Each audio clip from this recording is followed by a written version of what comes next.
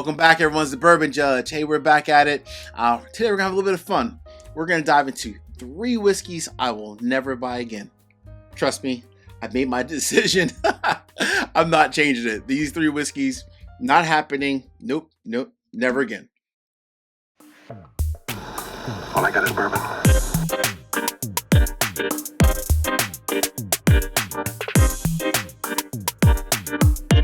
Welcome back, everyone. It's the Bourbon Judge.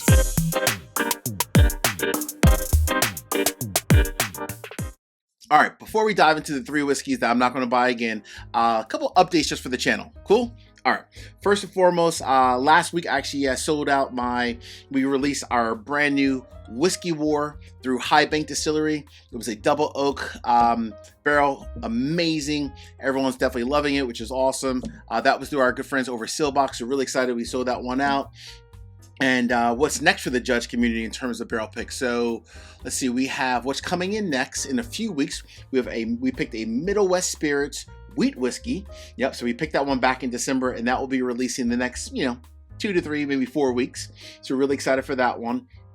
And actually later tonight, catch me, I'll be live later tonight at 9 o'clock Eastern, doing a barrel pick with my good friends over at Stuff and Whiskey. We're doing 2 barrels, a Hirsch Double Oak and a Knob Creek Cast Strength. Yes, so Hirsch Double Oak and a Knob Creek Cast Strength. Really excited for tonight's live stream.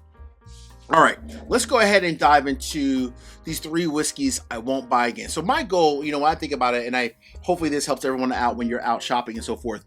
There are certain whiskeys, they're memorable, you really enjoy them, and you're like, you know what, I can't wait to buy another bottle, a backup bottle. If I'm at a friend's house, maybe I'll have a pour of it. And then you have the opposite side of that as well. Whiskeys that you say to yourself, you know what, no matter what, I'm not buying these again. They're still on my shelf, but when those bottles are finished, or I end up just kind of throwing them away, I'm not buying them again. So these are 3 whiskeys that, unfortunately, I'm not buying them no matter what again. Not going to happen. But most important, I'm going to walk you through each one, and I'm going to explain the reason why, because I think that's important, right? It's not only just the quality of the whiskey. I think number 3 might surprise a lot of people out there. Maybe. We shall see. All right.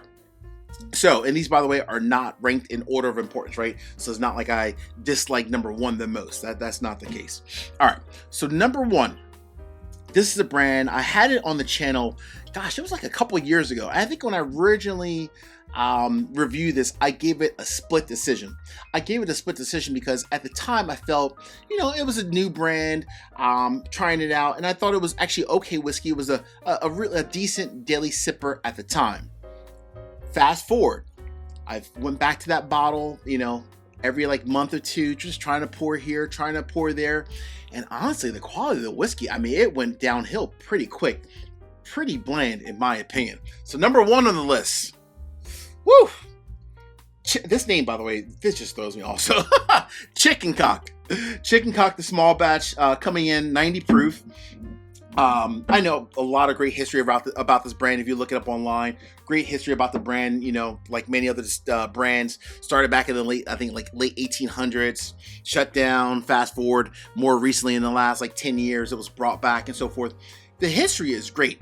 Unfortunately, their basic standard product, this bottle here, even though it's only a $50 to $55, maybe $60 bottle, the quality of it is just not there. It's missing something. It's like when I first popped the cork and I had a pour of it and I did a review, it was decent. But literally the next month later, just a month later, went right back, had a couple pours, and it's just, I don't know. The quality of it is definitely lacking. When I think about a $55 or $60 bottle of whiskey that's on the shelf, there are a lot of other great options. $50 to $55. Even the same proof point. It doesn't have to be exactly 90, but even 90 to 100 proof. There's so many other great options that are out there. Gosh, so many different ones like Knob Creek, 1792, the Bardstown Bourbon Company, the Origin series. All of those bottles blow this version of Chicken Cock out the water. And out the water. There are so many other great options out there, not to also mention all the rise of the craft distilleries as well that are putting out fantastic bottles, small batch or cast strength, at $50 to $55. So why would I spend $60 on this when I can get that? That is essentially what it kind of comes down to. Now, granted, I do understand that Chicken Cock is sourcing their whiskey, and apparently they have some, higher end, really expensive bottles that are apparently really good. But unfortunately, yours truly, no way. There's no way I'm buying those because I had this experience with the first bottle. I'm not going to be paying a lot of money for some of those higher tier bottles, if you will. Fair? All right. Real quick, before I get to number 2 and 3, 3 quick easy favors. Number 1, hit the like button. Number 2, drop me a comment. Let me know what are some whiskey brands that you will never buy again, or just even whiskey bottles, I should say. Not so much a brand, but just a whiskey bottle. And last but not least, please make sure you subscribe to the channel and hit the bell so you get notification each and every time I release new content. Cool? All right. Cheers. Woo! Not drinking one of these. Tell you that much. All right. What's number 2 on the list, Judge, and why? So number 2 comes from a brand that I remember even when I actually had this on the channel, immediately I gave it a do not buy. But I'm a big believer of you have to give things a second chance, right? So I've poured this now on numerous occasions, and to me, it's just missing something. So number 2 on the list. Oh man, I feel bad because I like some of their other bottles. I just don't like this version of it. Number 2, Blue Note Crossroads. So this is the Blue Note Crossroads. When you think of Blue Note, they obviously have a variety of different like other releases, like the higher age stated stuff. They have the infamous Blue Note Juke Joint. Now the Blue Note Juke Joint is fantastic. But this other version, I guess their attempt of using a toasted French oak is just missing something. I remember when I reviewed this, I gave it a do not buy. I poured it now on numerous occasions just to keep trying it out, just to give it a second chance. And still, yet again, it is missing something. Again, from a price standpoint, it's not like, breaking the budget from that standpoint. It's only like a $40, $45, $50 bottle. It's not super expensive. It's not so much the price. This one is more about the quality of the whiskey. When I think about like French oak type bourbons, there are a lot of other French oak bourbons that are out there that you can find that are exceptional and don't break the budget as well. What comes to mind, Judge? Number 1, even Makers has a French oak. Number 2, Penelope, the Architect. The Architect is amazing, and I mean amazing. The Penelope Architect and this Blue Note Crossroads, they don't even live in the same like lane. They're in completely different lanes, and I mean completely. So to me, why am I going to go ahead and buy a bottle of the Blue Note Crossroads when I could buy a Penelope Architect, maybe an extra $5-10, but have a bottle that I truly love?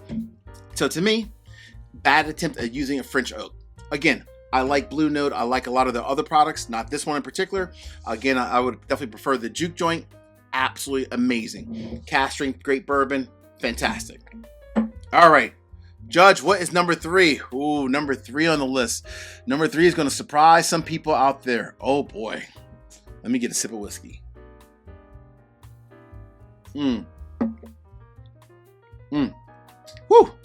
I'm sipping my my Whiskey War, by the way, my last barrel pick, which is fantastic. All right, number 3. So number 3 on the list, I need to be crystal clear when I say this. I'm not buying this bottle again, not because of the quality of the whiskey. The whiskey itself is amazing. Let me repeat that. The whiskey itself is amazing. It's the price. Purely the price. Number 3 on the list may surprise some of you out there. Woodford Reserve Batch Proof. I am a Woodford guy day in, day out. The standard Woodford, the Woodford double oak rather. Even this bottle, I enjoy it. Here's my problem. When this first came out, the first release, I forget exactly how many years ago, maybe like 4 or 5 years ago. When it first came out, it was $115. Every year since then, it started to creep up.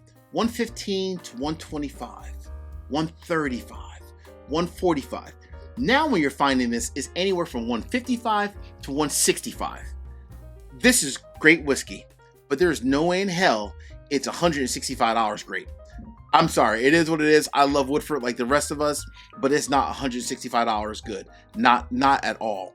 I was barely okay with it when I bought it for $115, which is what I think I bought this one for. But now it's at 165 with tax. You're talking about like 180? No way. There are so many other great cask strength whiskeys out there. Again, coming from big brands, but then even also coming from craft distilleries as well. Too many to list that you can find them for $60, $70. Why would I buy this for 165 with tax 180 when I could find dozens of other bottles for $70 to $80? Save $100, buy something else. Woodford, I think financially they're pretty stable. They're going to be okay. And it's sad, right? Because I actually do like this whiskey, but I don't like it $180 times. That much good. Fair? All right, friends, until the next time, as we say in this courtroom, peace, cheers, most important, salute. Take care. See you guys.